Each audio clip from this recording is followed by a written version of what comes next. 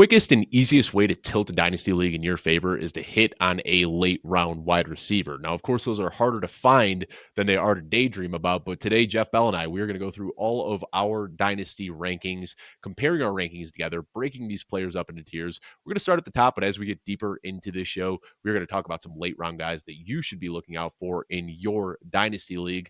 Jeff, the creme de la creme, the top tier here. No huge surprise. We've got Ja'Marr Chase, Justin Jefferson, and Malik Neighbors. That's pretty much it, right? Like, you know what you're getting with these guys. You are getting very good players, first round draft capital, production, yada, yada, yada. Anything you want to talk about regarding these three players? I mean, Ja'Marr Chase is our consensus wide receiver one. You know, he's paired with Joe Burrow long term. You feel great Probably about in that. a tier of his own, if we're being honest, right? Yeah, and I think even last year you finally saw, I think maybe you could have made the argument his first couple of years where you just hadn't seen that elite year, and I think last year we got that major year to differentiate himself at the top, and I do think it's fair to say a tier of himself because the next two we don't have consensus on. We have Justin Jefferson and Malik Neighbors, and I've got Neighbors ahead of Jefferson. You've got Jefferson ahead. I assume you're leaning a little bit more trust on Kevin O'Connell, a little bit more trust on Justin Jefferson and what he's done over the course of his career, and I'm leaning a little bit more on Neighbors being 6 years younger than Jefferson, 5 years younger than Jefferson. And if they both have quarterback questions, then give me the guy that's 5 years younger that popped as a rookie. And that's where I value Neighbors a little bit more. Yeah, totally understandable. And Neighbors is a tough one to fit in. And really, when I look at this, you know, we talk about the difficulty of a flat list of rankings in Dynasty all the time, and that's why I do these articles where I try to break players up into similar buckets. And really, I mean, when you look at Ja'Marr Chase, Justin Jefferson, and CeeDee Lamb, they naturally fit together so well. Like they are all, their birthdays are within 1 year of each other. Over the last 3 years, we have seen Justin Jefferson, CeeDee Lamb, and Ja'Marr Chase all finish as the top receiver in fantasy football. So I think that you can kind of lump those three together. And then I think it's kind of Malik Neighbors. Where do you fit him inside that tier? Do you want to take the age of Malik Neighbors and put him ahead of Ja'Marr Chase? Probably not. But if you want to say Malik Neighbors is the wide receiver 2, I want to push back on there. If you want to say that he's the wide receiver 4 and that you would prefer the proven production from Justin Jefferson and CeeDee Lamb, I wouldn't push back there either. So I think Malik Neighbors is really one of the most interesting players to talk about. You know, last year he set the all-time rookie record for target share. He was first in the league in target share, second in the league in targets per route run. And it wasn't just that he was getting like gimmicky touches that they were trying to get the ball in his hand. He was getting those gimmicky manufactured plays that we want to see, but he was also getting the deep routes downfield that are very valuable. So we saw this Giants offense just really building around Malik Neighbors, making him the focal point of the offense. And that sort of usage as a rookie gets me so excited for his future. Yeah, and we often throughout the running back episode, we talked about at least my approach on ranking these dynasty players is where am I going to take them in a startup? And in a startup, a sterile environment where I'm beginning a team, I'm just going to take Neighbors before Jefferson. That's fair. And I do prefer Jefferson ever so slightly, but there are little concerns, I think, with all of these players. I think the concern with Ja'Marr Chase, the T. Higgins in the picture, hardly a concern. We've seen him overcome that hurdle year after year. But I think with Justin Jefferson, it's how is J.J. McCarthy going to be? You know, is he going to be able to give the same production that we saw from Sam Darnold and Kirk Cousins over the last couple of years? I think the hope is, yes, we want to put faith in Kevin O'Connell, but there is a little bit of a floor there if J.J. McCarthy isn't good. And then I think with CeeDee Lamb, you know, he is the oldest of the bunch, not old by any means, but he is older than Ja'Marr Chase and Justin Jefferson. George Pickens is in the picture now, so I think there's some concern there. For me, it's Malik Neighbors and Justin Jefferson are side by side. I think the same concerns you have about the quarterback room in Minnesota, you could have those same concerns about the quarterback room in New York. Just with the age of Malik Neighbors, you get those few extra years for things to kind of pan out. Yes, I can and that's my approach. So tier 2, we've already talked about CeeDee Lamb quite a bit, but in tier 2, we've got Puka Nacua, CeeDee Lamb, and Brian Thomas Jr. We are completely in lockstep when you look at our average rankings on these guys. I have them in order: Puka Nacua, CeeDee Lamb, Brian Thomas. You have them in order of Brian Thomas, CeeDee Lamb, Puka Nacua, which makes this just a perfect tier where we have the inverse opinions on these players. Talk to me a little bit about why you prefer Brian Thomas over CD and Puka. I want to ask you a general question, just like Yeah. philosophically. Let's say, so we've got a clear top three tier here with Chase, Justin Jefferson, and Malik Neighbors. And let's say I were to say to you in 1 year time, neither of those three are the dynasty overall wide receiver one, but you need to bet on one player to be that dynasty wide receiver one outside of those three. Who would you bet on being that dynasty wide receiver one? Puka Nakua. Okay. Yeah. I'd say And Brian I Thomas, and that's our difference yeah, probably. Why you've got him at right. 4, and I've got Brian Thomas at 4, and I think that Thomas, you Yeah, see the explosive rookie year, you see the immediate production there, third in the league in yards, and I know maybe there's some concern about adding Travis Hunter. To me, if you're going to have Travis Hunter be a two-way player, it's because you're going to have Brian Thomas as your number one receiver, and that kind of because of that dual usage of having Hunter play on defense, just naturally, it's going to be a result of Brian Thomas being the quote unquote alpha receiver and getting that volume. He's stepping into Liam Cohen offense that we were really excited about. And so, kind of if he continues that developmental trajectory, that's where I think he has the potential to be. I don't have the expectation he's the dynasty wide receiver one, but if we're eliminating that first three tier, and you were to say one player in fantasy football becomes the new dynasty wide receiver one, I think Brian Thomas would be my bet.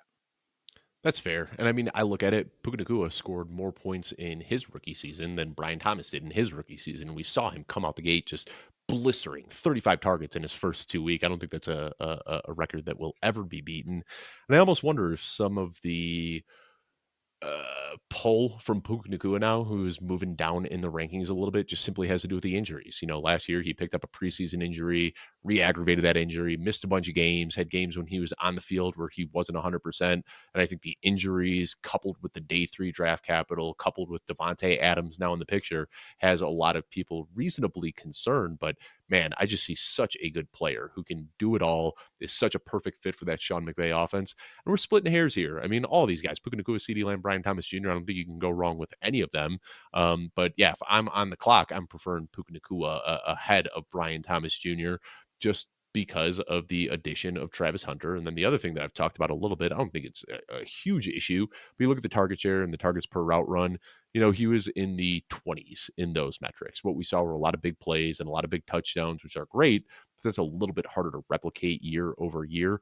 I made the comp, I can't remember what show, but I talked about Brian Thomas's rookie season being vaguely familiar looking at DK Metcalf's year 2, where there were a ton of big plays, a lot of variance broke in his direction, scored a lot of touchdowns. But if that doesn't continue and the usage remains the same, then you can be looking at some regression. I'm not trying to sound alarms on Brian Thomas at all. He's a very, very good player. I just want to put a little bit of reasoning behind why I have him below some of those other guys. I get it. And I did break my own rule. We are in a startup right now, and I actually accidentally somewhat took CeeDee Lamb before Brian Thomas Jr. in that startup. And our good friend Corey took Brian Thomas Jr. 6 picks later. So I have a trade offer right now out to Corey straight up for CeeDee Lamb for Brian Thomas to see if Corey will Yeah. accept. But Corey has a standing rule in leagues with me that he is just auto declines any trades that I give him. And so I'm sure he will decline. But talking about fantasy leagues seems like a good intro, Dave. Yeah. Yes, yes. Thank you, Jeff. We do have listener leagues available. We've had a few people leave listener leagues in recent weeks here. So, Jeff, remind me, I believe it's 3 leagues with 3 spots each, We right? have we have 2 leagues right now that Okay. are listener leagues with 3 spots in each league. So there's 6 opportunities in total. And the way that we're going to do this, because there's 3 openings in each, we're going to do dispersal drafts for those 3 spots. And we want you, our loyal listeners, to join those leagues. You'll get a chance to do the dispersal. We have not done the rookie drafts yet in those leagues, and we have 9 in each league that are very anxious about getting to do their rookie drafts. And so we want to get these spots filled. We want to get this dispersal underway, kicked off. And so we want you to fill these spots. Yes. And to get in one of these spots, Couldn't be easier. What we're going to ask you to do is find this show on Apple Podcasts. If you search Football Guys Dynasty Show, Dave Kluge, Jeff Bell, anything like that, you'll be able to find this show pretty easily. What we're going to ask you to do is just leave a review on Apple Podcasts, screenshot that review, and send it to Kluge at footballguys.com. If we fill out all of these orphan spots and we still have more people coming in, we will start a new league. If you send that podcast review to Kluge at footballguys.com, guaranteed a spot in one of our listener leagues. So Kluge at footballguys.com. We will keep an eye out for that. And Jeff, moving on to tier 3, and this is a pretty big tier for us. We got quite a few guys in here: Nico Collins, Amon St. Brown, Drake London, Marvin Harrison, Lad McConkey, Jackson Smith-Njigba, and Rashi Rice. There's only two guys in this list that are 25 or older: Nico Collins and Amon St. Brown, who just so happen to be atop this tier. But Drake London, Marvin Harrison Jr., Lad McConkey, Jackson Smith-Njigba, Rashi Rice, all under the age of 25, still have room to grow. This right here, not so much Nico Collins and Amon St. Brown, but these other guys in this tier are some of my favorite targets right now in leagues, guys that I'm willing to move mountains for to get on my rosters. Yeah, because it's just the perfect example of youth that has high volume roles, that has high potential, and the reason why they're not in higher tiers is just there's just a little bit of a question in your mind. And I think that, for Marvin Harrison Jr., it's the little bit disappointing rookie year, even though if you put it in context, his overall numbers aren't actually that disappointing for a rookie wide receiver. I mean, for Rashi Rice, a player that is our biggest spread right now, and I'm very, very high on Rashi Rice relative to you, relative to the market, and the legal concerns might be the reason why they're or not having a full season or having maybe later capital. I don't know what it might be that drives people down on just ambiguity maybe about where they view Rashi Rice, but I view him as the kind of taking over that Travis Kelce role, being a very, very high volume role in a Patrick Mahomes offense. That's something that I want a part of. Lad McConkey, I think great rookie year, but does he do it again? They added Trey Harris. What does that look like? So these younger players that just have some questions, or maybe just a little bit older player with like a Nico Collins. Yeah, and I think with Marvin Harrison, I just want to go back to that. That was the first guy that you talked about. The optimism there really lies in his air yards. I think a lot of people look at the overall production and say, it wasn't that great. He was 6th in the league in air yards last year. I mean, 1,566 yards through the air he was targeted on. And you go back and you watch those games, for whatever reason, Kyler Murray and Marvin Harrison just could not get on the same page. It seemed like when Marv was expecting the back shoulder pass, Kyler was putting out in front of him, and when Marv would keep running with his arms out, Kyler was throwing the back shoulder. So I'm hoping that an extra year of chemistry can really help them get on the same page. And totally unrelated to his dynasty value, did you see the video that came out of him yesterday giving a press conference in a tank top, Jeff? That man got huge. He looks like he is ready to play tight end. I mean, he put on some serious weight. So is that a concern for you, though, for a guy who already lacked some of the high-end speed and didn't show it on film last year? Do you worry when he shows up to training camp looking about 15 pounds heavier? Well, if you are a longtime Football Guys listener, longtime fantasy football player, longtime football fan, you'll remember an Ohio State player that played for the Ohio State wide receiver that played for the Cardinals that basically became the Hulk overnight almost. David Boston goes way Yep. back, and David Saw Boston a is a lot guy of that David Boston comps yesterday. yeah, that's an interesting place to take your mind because he just got too big to play wide receiver. I don't have any concerns about Marvin Harrison Jr. getting too big to play wide receiver. I think Marvin Harrison Jr., if you look at when he came into Ohio State, he was like as skinny as it could be, and I think it's just natural progression into developing that wide receiver one physique mindset, becoming that player. Certainly, he has been around the game as much as any player at his age could possibly be around the game and around high end minds of the game his entire life. And so that's a big part of it. And I think for him too, that if you watch the Ohio State tape, there were so many times when he would just have these plays that like he would, because of the college rule, you only need 1 foot in bounds, but there would be Right. so many times where He was just you've showing watched a lot off. of you watch a lot of football and you're thinking like, well, that's an incomplete. I've seen that a million times. That's an incomplete pass. Like, I mean, Marvin Harrison Jr. made a great effort to try to do that, and then it would rewind in the replay, and it would actually be a catch that he actually had got like the foot down. And so I think that because of the way he played the spatial awareness and kind of developing that. And it's kind of what you talked about. That is such a huge, crucial part of that. And so I think that it's just developmental on, times when he would have made that catch in college because he got 1 foot down. Now he needs to get 2 feet down. And so now it's just kind of like training your body to be in a position to get 2 feet down. And once you kind of done that first year, then it sinks in and takes hold and takes off. And he's a player that, I mean, he's my wide receiver 7. I'm very, Yeah. very high on him still in my dynasty ranks. And I'm a little bit lower on him, wide receiver 15. I don't want to be too overreactive to a rookie season, but there were just so many other breakouts last year that, I got to make room to move those guys up. So moving Lad McConkey up, moving Brian Thomas up, moving Jackson Smith-Njigba and Rashi Rice up is obviously going to push somebody down. And unfortunately, that was Marv. But, you know what you're getting with Nico Collins. You know what you're getting with Amon St. Brown. We've already talked about Marvin Harrison Jr. Want to talk about Drake London real quickly. This is the tier that I think I really want to peel back the layers on because I think, like I said, this is the tier that I'm willing to move mountains for. Drake London, we saw it as a rookie, just a mind-blowing target share.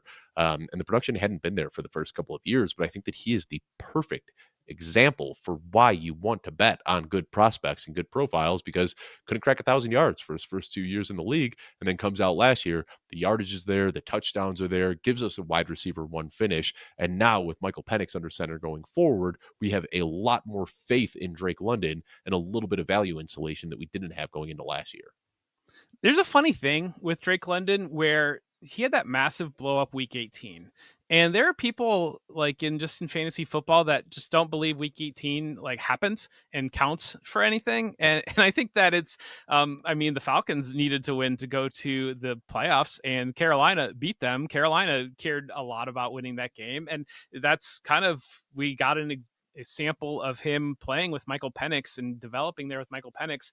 Week 18 counts. Like, I just don't understand this like belief of like, I see it with him in particular, where there'll be pushback and people will be, well, he wasn't good all year long until week 18, and week 18 doesn't count in my fantasy league. So that doesn't count in general. And it's like, or they just needed Michael Penix to play and he had And week 18 was what? I want to say chance. Penix, like 5th or 6th start, like still a Yeah, very not green even that. I rookie at think it that was point. like third start, I want to say, Yeah. because they Yeah. waited a long time to put Penix in over Kirk Cousins, and it We were was seeing kind some of like situational snaps early in the season, but I want to say that was maybe his 4th start, whatever it was. Penix was still very, very his green at that point in time. third Yeah, start. yeah. So yeah, and yeah, but then you saw it, and like we talked about on the tight end episode with Kyle Pitts, with coming in with Michael Penix, you saw Drake London explode in a must-win game with Michael Penix. So to pretend that didn't count because it's week 18 and your league was done playing, I just don't agree with that mindset. So I also want to talk about Lad McConkey. I have him inside the top 10. You have him just outside of the top 10. And when I shared my Dynasty rankings articles on Monday, I got some pushback from some people for this one, asking how I could possibly be so high on Lad McConkey. And for me, it's what we saw over the second half of the season. Through the first 9 regular season games, 6 targets, 4.1 receptions, a little less than 55 receiving yards per game. Nothing exceptional. From week 11 onward, that's when we saw him just completely blow up. 8.3 targets per game, 6.4 receptions per game, 98.9 yards per game. And then, of course, we saw him roll that production over into the playoffs where he had a 197-yard performance against the Texans. So for me, I just see very clearly that Lad McConkey has established himself as the wide receiver 1 here. Early in the season, he was playing a lot out of the slot, getting these short touches. As the season progressed, he moved out to the X. He started running routes deeper downfield. I have no questions about Lad McConkey. I'm pretty confident putting him inside my top 10. And compared to Brian Thomas is, I think, what concerned a lot of people, because I have Brian Thomas as my wide receiver 8 and Lad McConkey just behind him at wide receiver 10. Yeah, and I think really what happened, the volume didn't really change that dramatically. It's just that where he was used, and it Yeah. kind of hinges on when Quentin Johnston got hurt. And I think early in the season, they were putting McConkey in the slot. They wanted to develop Quentin Johnston as a downfield receiver. And then I think what happened in the second half of the year, basically they realized McConkey's a better downfield receiver and Quentin Johnston's a better shorter receiver. So let's invert those roles. Let's give Johnston an opportunity to make easy catches and then run with the ball. Let's give McConkey an opportunity to attack defenses vertically and work in space downfield. And I think you're exactly right that McConkey is exactly what you want to see in a player that I talk throughout our rookie episodes. We talk about wide receivers, and I'm looking for a wide receiver that can win at all three levels. And I mean short, intermediate, and deep. And I look at a player that can line up all over the field in the slot, out wide. And McConkey is that player to a T. Last guy I want to talk about. Well, no, two other guys I want to talk. Well, real quickly, I don't think we need to talk about Jackson Smith-Njigba too much. Another example of why you want to bet on talented profiles. Didn't do a lot as a rookie, broke out hugely in year two, and now has the value insulation we want to see in wide receivers going forward. But Rashee Rice and Jeff, I love your ranking here. You put him at wide receiver 8. I was a little bit more tepid. I'm holding him down at wide receiver 17. But man, when I was writing this article and trying to put him in a tier with other players, I couldn't. I have a tier by himself where it is just the Rashee Rice tier saying, maybe this guy by midseason is a top 5 dynasty wide receiver, and maybe he is outside of the top 30.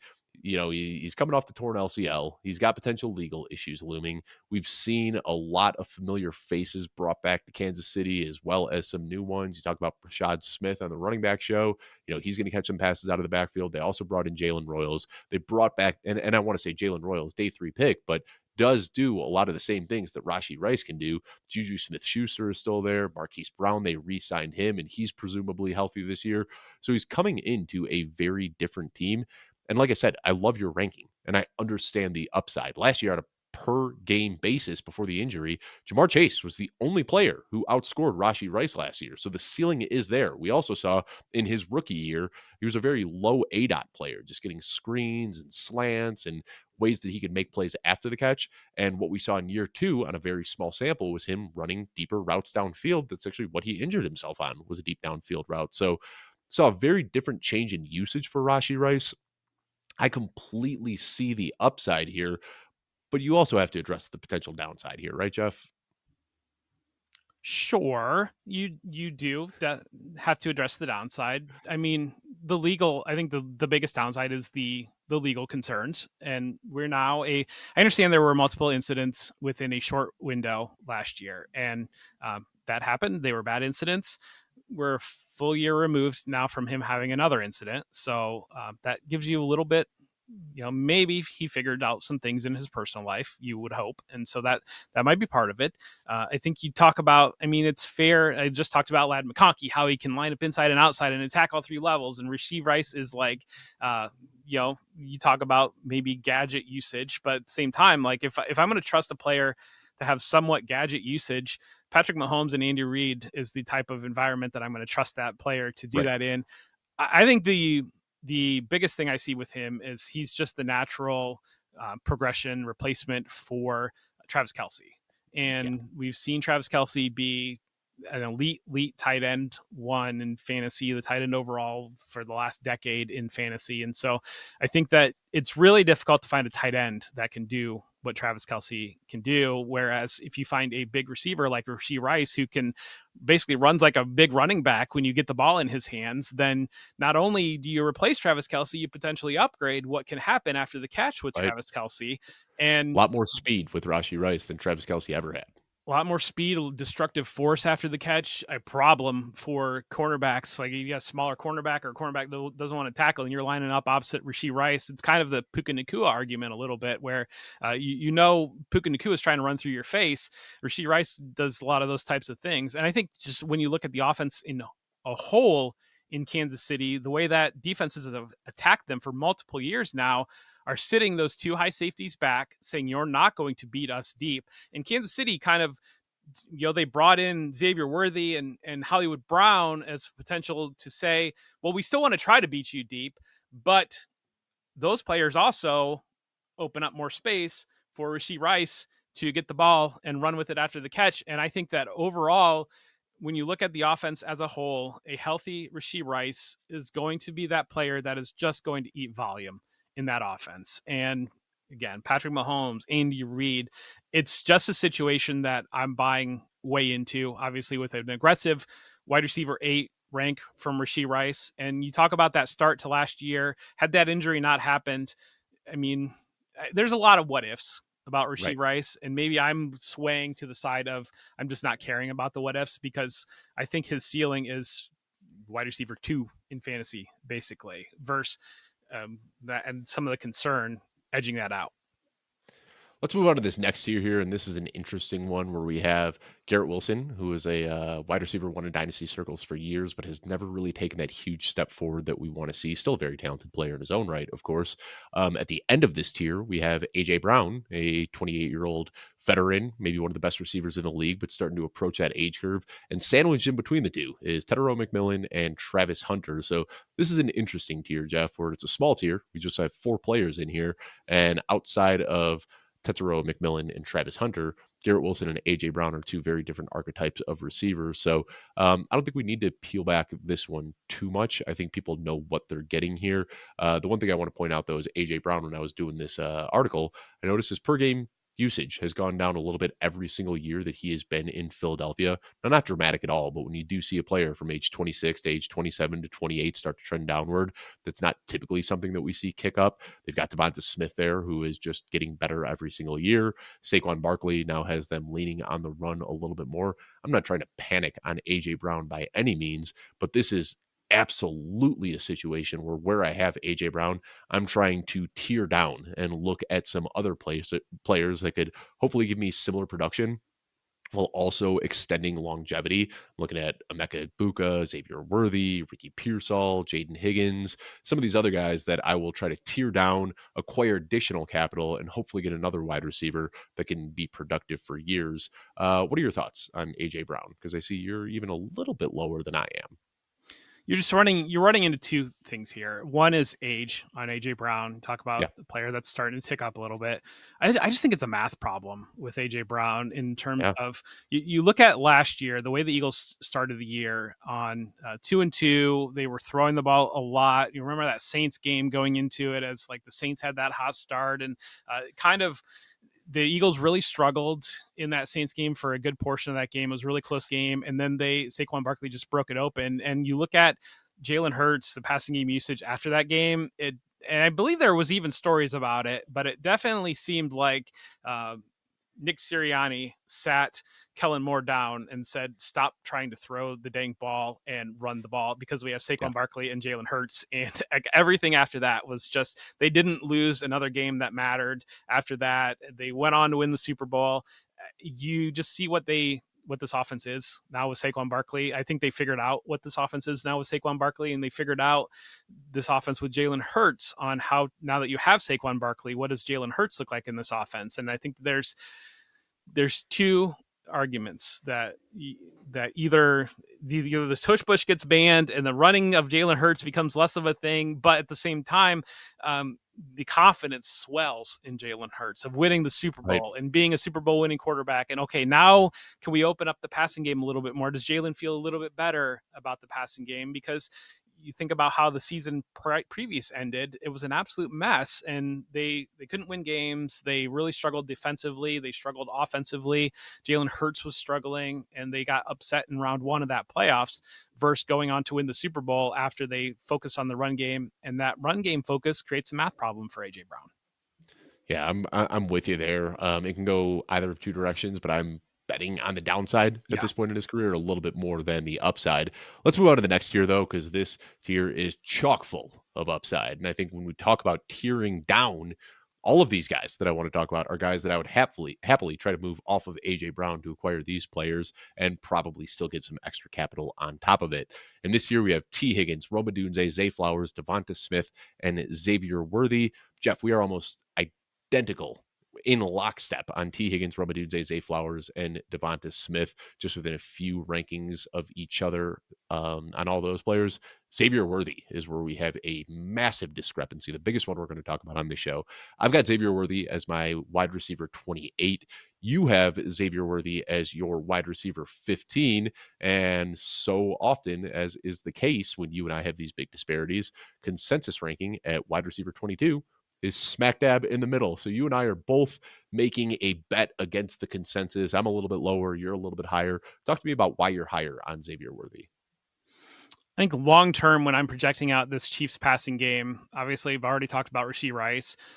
I think that Xavier Worthy is the other end of that, where you've got these two players that just matter a whole ton when it comes to this Chiefs offense. And part of that is having Patrick Mahomes. Part of that is not having a real answer you feel great about in the run game. Part of that is, Travis Kelce easing his way out, stepping out of this offense, and kind of it didn't take, for all the talent we talked about last offseason, all the talent and options that this Chiefs offense had. And then it was like, felt like week 2, they were running Justin Watson and Juju Smith-Schuster, and like Sky Moore was like, had his helmet on again, and like type thing. It doesn't feel like, for as many options as it feels like the Chiefs have, they're that far off from it's just Rashee Rice and Xavier Worthy. And I think that long term, you look over the next couple of years, it seems like a very, very easy path to get to that place where it is just those two guys. And Xavier Worthy just showed himself as a difference maker. I am a big believer in that. And I'm going to bet on a player that has shown himself as a difference maker, playing with Patrick Mahomes in Dynasty. That's a player that I want the bulk of his career. Yeah, I understand where you're coming from. I just wasn't overly thrilled with what I saw from Xavier Worthy last year. I saw a situation where Rashee Rice got hurt, Juju Smith-Schuster got hurt, Travis Kelce fell off the age cliff, Marquise Brown got hurt. They really Isaiah Pacheco got hurt. I mean, this whole team was banged up last year, and they really didn't have any option but to kind of force the ball to Xavier Worthy. And it seemed like they tried in a bunch of different ways. They tried with the downfield balls and couldn't really get on the same page. And then they started manufacturing up some of the short and gimmicky plays for him. But when I look at his efficiency last year, I mean, it was just terrible. And I know Jeff, you're not crazy about a lot of these efficiency numbers that I'm going to spit out at you right now, but 76th in yards per route run is bad. They adjust for formation. He was 88th in yards per route run, 94th in yards per target, 88th in yards per reception. There just wasn't anything that was exciting about the touches he got. I feel like his production was very volume based. He had 100-yard game season last year, Jeff, and that came in the Super Bowl with that big FU throw from Patrick Mahomes late in the fourth quarter. Not a single game over 100 yards. So I get a little bit concerned that when he is the clear-cut wide receiver one on a Patrick Mahomes-led offense, he is this inefficient. I'm afraid that he's going to get pushed to be in the second or third option on the team, and will have some big spike weeks here and there. I just don't know if he's a piece that you build a passing attack around. See, for him, I throw out everything that happened before the Buffalo game. Everything that I just Yeah. toss it out completely in the sample, because I think that that Buffalo game was a critical moment for the Chiefs, because their offense early in the season, it was kind of, obviously we know that the record in one score games, those types of things, figuring out how to win games, all of that. I think that Buffalo game was the breaking point where they said, this offense is not good enough to get us to the Super Bowl the way that we are functioning right now. And we need to and Xavier Worthy needs to be that difference maker. Let's figure out how to make him that difference maker. And I know that you were really high on Hollywood Brown coming into the season. And I think that throughout camp, it was the type of thing of like Xavier Worthy. Obviously, we saw Rashee Rice and his involvement very early in the year, first 3 weeks. And then we know Travis Kelce was there and Hollywood Brown was there. And so they had the option early in Xavier Worthy's career to just allow him to be that type of player that gets a high average separation score and doesn't necessarily get the football, and just kind of let a natural development occur. And then that Buffalo game, they said, okay, we need to accelerate this development. We need to figure out ways to get the ball in your hands. And that's what they did over the second half of the year. That's when you could talk about volume maybe not being there. I mean, volume was there. I think that, yes, it kind of transitioned more into a shorter attacking passing game to utilize him. But I think when you look at his Texas career, that's kind of the way that his That's how Texas he was. career Yeah. was. Very, very early in his career, he was just an explosive downfield player, almost exclusively like that. And then by his senior year, Adonai Mitchell kind of took that role over, and he Mhm. was a lower ADOT player that kind of operated in that area of the field. I just think it's kind of the Lad McConkey argument. Again, you can attack at all three levels. You have a high ceiling. We saw him get loose, get deep in the Super Bowl. I think he's just a bet that I'm going to make. My pushback on the Lad McConkey argument would be that over the second half of the season, Lad McConkey averaged 99 yards per game. And over the second half of the season, from that Buffalo game onward, Xavier Worthy averaged 55. So the usage But they was utilized there. him in different areas of the field, is my They point. did. Yes. Yes. Early in Yes. the season, His Xavier formation. Worthy was a Yes. distraction. Just run down the field. If we get you the ball, we get you the ball. Or like he would take an end around. It's just intentional. I think just the difference in intention of involving a guy in the offense after that Buffalo game is where, and again, leaning early in the season, feeling like you have so many different options and you can just let natural development occur. Because Rashee Rice was very much the same thing. You look at Right. his first half of his rookie year, it was just kind of, he's just kind of there and like playing limited roles. And I think that maybe Sky Moore is the reason for some of that, because there They were was still trying high to get him. Yeah. expectations on Sky Moore, and like he really struggled to figure out the offense, and it's almost become, I think it's become a lost cause at this point. Whereas maybe they didn't want to repeat the mistakes of the past and wanted to take it slower with understanding all the different elements of playing wide receiver within the Sandy Reid offense. And then both with Rashee Rice and Xavier Worthy, because of necessity, they accelerated the development. And like you said, Rashee Rice, year two, started to get involved in different areas of the field. I think you'll start to see some of that with Xavier Worthy too.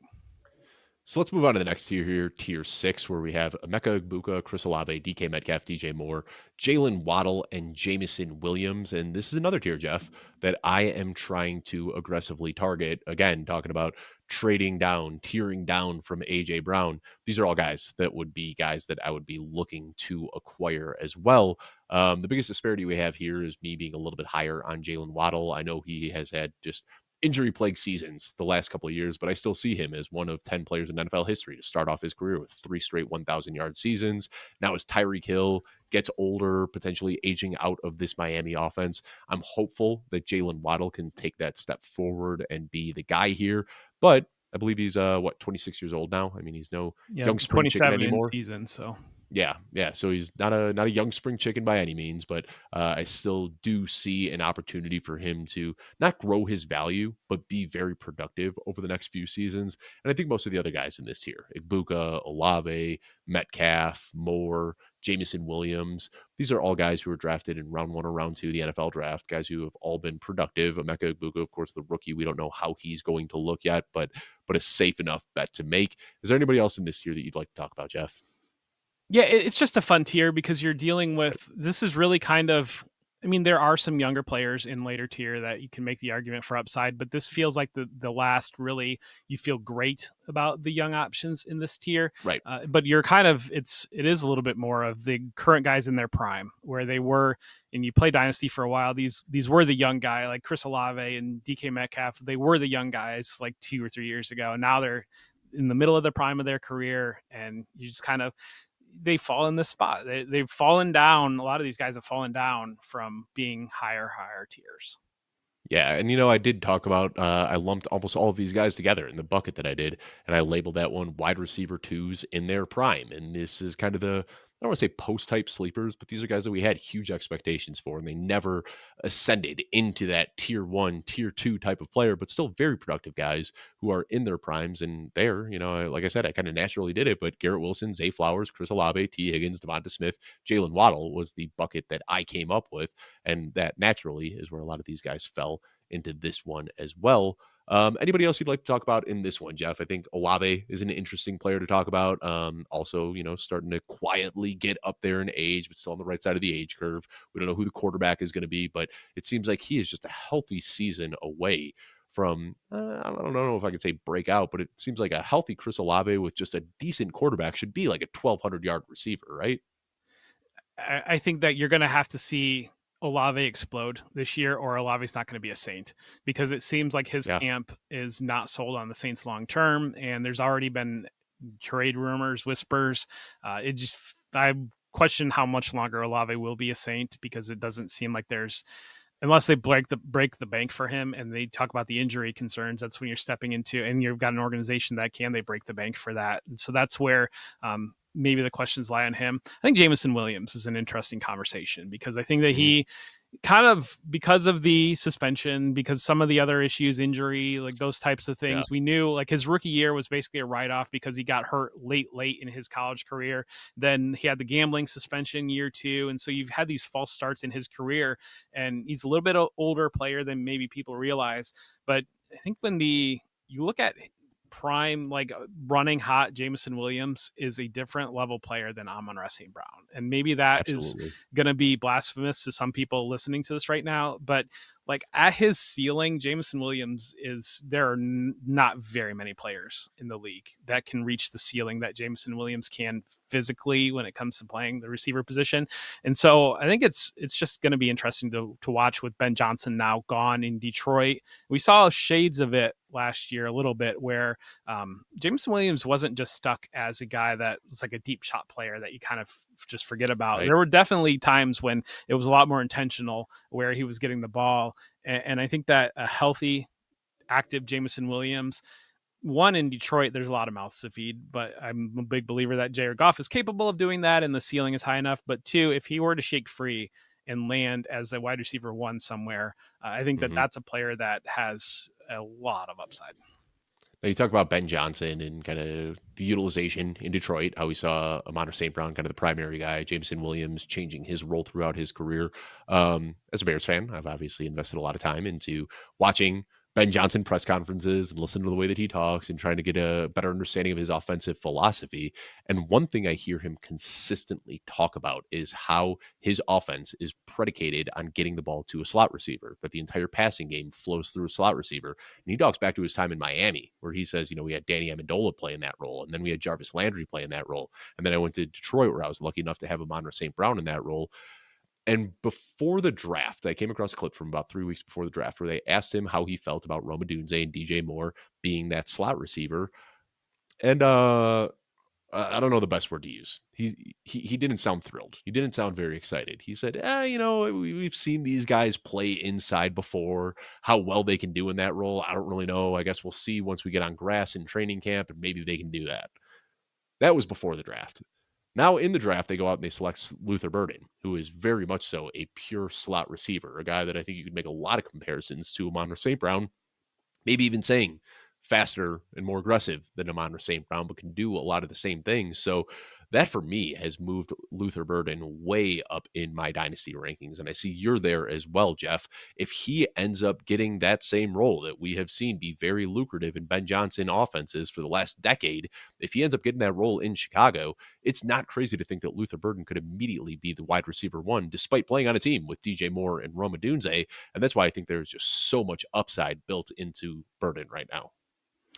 Yes, and you're leading me to talk about Luther Burden. I think Roma Dunze is the more interesting conversation because if we're going to explore that outcome, that Luther Burden is the Amon-Ra St. Brown and just getting a ton of volume in the slot, and if Colston Loveland, obviously a top 10 pick in the draft, is the Sam Laporta, and they still have DJ Moore, man, Dave, either Caleb Williams is quarterback one, or you start to run thin pretty fast. And so that's where, yeah, I didn't realize that comment was prior to him drafting Luther Burden. And I do tend to believe that the Luther Burden pick was, we have the card filled out with Travion Henderson. We are standing next to the Yes. podium and we're going to turn that in. And now he is gone because the Patriots just took him. And oh my God, we need to make another And they pick. also tried And trading up. That report just came out on Monday that the Bears were on the phone with the Patriots trying to trade up. They told them to kick rocks and took the guy that they wanted. yeah. And so like it's kind of one of those things of, but Roma Dunze is the interesting conversation, not Luther Burden, I think, because yeah, you can paint the picture that Luther Burden becomes Amon-Ra St. Brown and is a massive value right now. It's really hard to get to that place that Roma Dunze delivers on. We've both got him inside the top 20, delivers on being a top 10 pick. That was a different regime that made that pick. Yeah. It's I don't know. To me, I think that I expect they tried to see. I think DJ Moore is the trepidation is about if DJ Moore is going to be bought in on the system. Roma Right. Dunze is basically, can he do this? And I think that I tend to land in a spot that they're going to see if Roma Dunze can do it before it goes to Luther Burden. And if Roma Dunze can do it, then it's Roma Dunze, and he's going to have a ton of volume. He's going to be a problem in the slot potentially as a big elite athlete that can be difficult for maybe nickelbacks or those types of players to handle in that area of the field. That's door A. And that door leaves Luther Burden maybe more as a gimmick type player. It's basically like Khalif Raymond on absolute steroids, like type of a thing in the Ben Johnson offense. And you're kind of like taking some snaps out of the backfield and doing some different things with Luther Burden. Door B is Luther Burden becomes Amon-Ra St. Brown and Roma Dunze. We got a serious problem here. Let's wrap up with the final tier here, Jeff, tier 7. And this is a big one. Brandon Ayuk, Ricky Pearsall, Jordan Addison. Wait. Wait, we just talked about that one. Never mind. I'm No, we silly. didn't. We're moving up. I thought yeah, never mind. You We led into talked about Luther Luther Burden. I Burden. guess Yeah, I maybe led in move with the Luther Burden, players. but Yeah, okay. yeah, didn't talk about the entire tier here. So Brandon Ayuk, Ricky Pearsall, Jordan Addison, Luther Burden, George Pickens, Jaden Higgins, Matthew Golden, Terry McLaurin, Jerry Jeudy, Trey Harris, and Chris Godwin. This is a big tier of players right here. Anybody piques your interest specifically? Are you really taking Jerry Jeudy over Matthew Golden in a startup right now? Um, yeah, I mean, I'm probably not taking either at that point. That's typically when I start looking for other positions. But yeah, I mean, Jerry Jeudy came off a 1,300 yards last season, and now is the clear wide receiver one in this Browns offense with almost no target competition. I think that if we're looking at who's going to score the most points over the next 2 or 3 years, I'd put that bet on Jerry Jeudy. Okay, Also, that's known fine. Matthew Golden hater. You know me. I mean, I got to at least take one strong rookie stance in my rankings. Sure. And I'll chalk up him being behind Jaden Higgins and Trey Harris as known Matthew Golden hater and move on. Anybody else you'd like to talk about in this one, though, Jeff? I mean, it's young players with questions is this entire tier. Jordan Addison, what's going to be with JJ McCarthy? I think Ricky Pearsall seeing it all put together with full season of Brock Purdy. There are players that are going to go up in this tier, or there's players that Terry McLaurin, if Deebo Samuel takes some volume, or if Brandon Ayuk, if he doesn't come back off the injury the way we want to see, players that might go down. So let me reframe the question. Who do you think in this tier? Give me 3 guys that you think possess the most upside. Because I think in this tier, that's what you're hoping to hit on. You're not hoping to get a guy who's going to be a wide receiver 3 for the next few years. You're hoping for that guy that can really break into being an elite wide receiver 1. Looking at these guys, who do you think are the 3 that possess the most upside? Most upside, I would say Ricky Pearsall possesses the most upside as becoming that new number 1 receiver Yep. long-term in San Francisco. Matthew Golden as potentially becoming that number 1 receiver for Jordan Love, first round pick as a rookie. And then Luther Burden, if we do get the Amon-Ra St. Brown, Luther Burden. I knew that's how you were going to answer, but I thought I'd ask anyway. All right. Well, this has been fun talking about these. We did quarterbacks and tight ends last week on this YouTube channel or on this podcast channel, whatever you're listening to. So feel free to check out those episodes to see that. On Tuesday, we came out with our running back episodes. Now on today, Thursday, May 22nd, we are discussing wide receivers. If you enjoy this video, please give us a like, comment, subscribe, all that good stuff on YouTube. As we talked about earlier in the show, if you're looking to join one of our listener leagues, all you got to do is leave a review on Apple Podcasts. Send that review to kluge@footballguys.com, and we will get you in one of those leagues. I want to thank you so much for tuning in, and we will see you next week.